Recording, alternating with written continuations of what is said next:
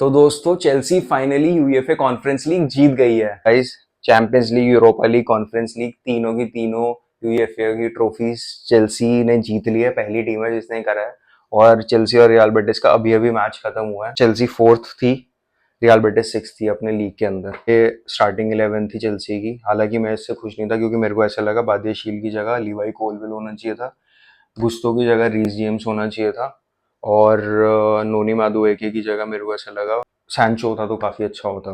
हालांकि सैंचो बाद में आया और सैंचो ने गोल भी मार दिया, तो ये बहुत अमेजिंग बात है। ये वाला जो गेम था, it was a game of two halves. पहले हाफ के अंदर जो है रियल बेटिस ने पूरा डोमिनेट करा था। 9th मिनट के अंदर उन्होंने गोल कन्वर्ट कर दिया था। उसके बाद ऐसा लग रहा था कि मानो ये मैच चेल्सी जीत ही नहीं पाएगी, बट जैसे हमेशा होता है सेकेंड हाफ के अंदर एक नई ऊर्जा के साथ चेल्सी मैदान पे उतरी और पूरा का पूरा गेम ही चौपट कर दिया रियल बेटिस के लिए, क्योंकि 4-1 से जीत गया। और 4-1 से मेरे को तब याद आया जब एडन हैजार्ड के साथ यूरोपा लीग जीती थी चेल्सी ने 2019 के अंदर, जो उसका फाइनल मैच हुआ था। और जिनसन ने स्टार्ट करा था, हमारा जो सेकंड गोलकीपर है, और रॉबर्टो सैंचेज जो चेल्सी का फर्स्ट गोलकीपर है, उसने स्टार्ट नहीं करा था।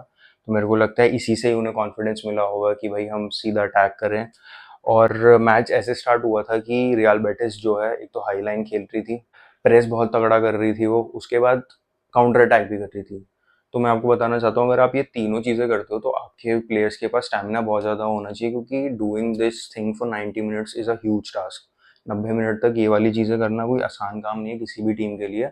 और जो मेरे को डर लग रहा था वही हुआ कि रियल बेटिस के प्लेयर थक गए और वो ये चीज़ काम नहीं कर पाए। तभी जो हमारे मैन ऑफ द मैच थे कोल पाल्मर, वो अनुंदा परफॉर्मेंस के साथ हमेशा की तरह उतरे इस बार भी मैदान पे। हालांकि इस सीजन कोल पाल्मर थोड़ा सा डिप हो गई है कोल पाल्मर की फॉर्म, लेकिन वही बात है कि जब ज़रूरत आती है तब कोल पाल्मर अवेलेबल था चेल्सी के लिए कॉन्फ्रेंस लीग फाइनल में, तो वो अच्छी बात है।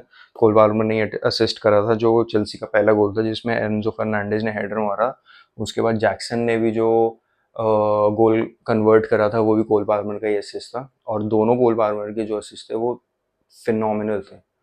थर्ड गोल मारा था पेड्रो नेटो की जगह, जो जेडन सैंचो आया था उसने मारा। सैंचो ने थर्ड गोल, और फोर्थ गोल अमेजिंग काइसेडो ने। काइसेडो एक ऐसा प्लेयर है जो फर्स्ट और सेकंड हाफ दोनों के अंदर बहुत ही ज़्यादा बढ़िया खेला। हालांकि चेल्सी जो है फर्स्ट हाफ के अंदर इतनी अच्छा नहीं खेली थी, बट काइसेडो एक ऐसा प्लेयर था जो प्लेयर्स रियल बेटिस के प्लेयर्स से सराउंडेड था, और उसके बाद भी किसी ना किसी तरीके से पोजीशंस खो नहीं रहा था और बॉल डिस्ट्रीब्यूशन भी अच्छा कर रहा था। एंजो फर्नांडिस भी बहुत तगड़ा खेल रहा था। दोनों 100 या 110 मिलियन के आए थे और दोनों की पार्टनरशिप बहुत अच्छी लगी मेरे को इस गेम में, इस सीजन में। इनफैक्ट बादियाशील का स्टार्ट करना मेरे को पसंद नहीं आया यार। मेरे को ऐसा लगा लीवाई कोलविल जो बाद में है वो स्टार्टिंग से होना चाहिए था, क्योंकि कल की प्रेस कॉन्फ्रेंस के अंदर भी रीस जेम्स और लिवाई कोलवेल ने क्वेश्चंस एंटरटेन करे थे। तो मेरे को ऐसा लगा लिवाई कोलवेल को तो स्टार्ट करना ही चाहिए, मतलब as long as you are winning no one questions you. Overall बहुत मजा आया, पूरा एंटरटेनिंग मैच था।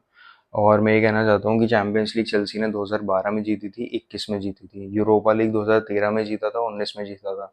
और एक टाइम ऐसा भी था दोस्तों जब चेल्सी चैंपियंस लीग विनर भी थी और यूरोपा लीग विनर भी थी। हालांकि वो थोड़े दिनों का ही टाइम था, but still UEFA conference league भी जीत चुके, तो तीनों कप चेल्सी के पास आ गए हैं, तो ट्रॉफी कैबिनेट तो बढ़ाना ही पड़ेगा। जैक्सन ने न्यूकासल के अगेंस्ट एक रेड कार्ड लिया था। न्यूकासल का game I think second last game था सीजन का, जो भी लास्ट गेम हुआ है उससे नॉटिंघम फॉरेस्ट के अगेंस्ट, उससे पहले वाला जो गेम था उसके अंदर भाई साहब ने एक रेड कार्ड ले लिया था, जिसकी वजह से 60 मिनट 30वें मिनट में रेड कार्ड ले लिया कि इन्होंने कोनी लगा के मार दी न्यूकासल के डिफेंडर को। तो उसके बाद हो गए 10 प्लेयर्स, तो 10v11 हुआ था।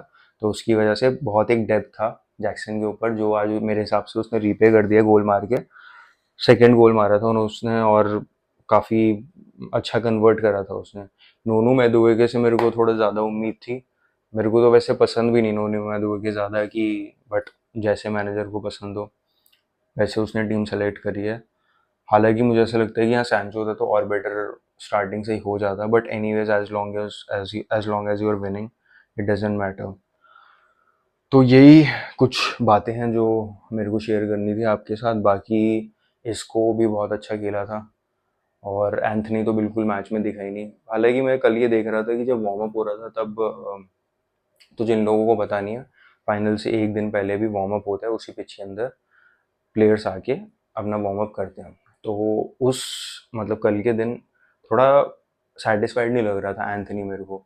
और आज भी मैंने एंथनी को स्लिप होते हुए देखा है और एंथनी बिल्कुल भी अपने पीक फॉर्म पे नहीं लग रहा था। मैं एक्सपेक्ट कर रहा था कि एंथनी और कुकुरेया का सही मैचअप हो, उनकी राइवलरी देखने को मिल रही है या फिर उनकी राइवलरी स्टार्ट हो, बट अनफॉर्चुनेटली एंथनी कहीं दिखा ही नहीं।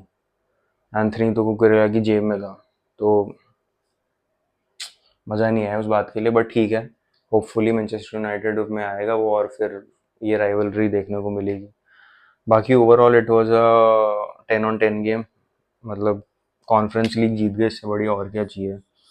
अब बारी है यूएफए चैंपियंस लीग की, अब देखते हैं उसमें क्या होता है। कोल पार्मर भी एक्सपेक्टेड है कि अच्छा परफॉर्म करेगा अगले सीज़न।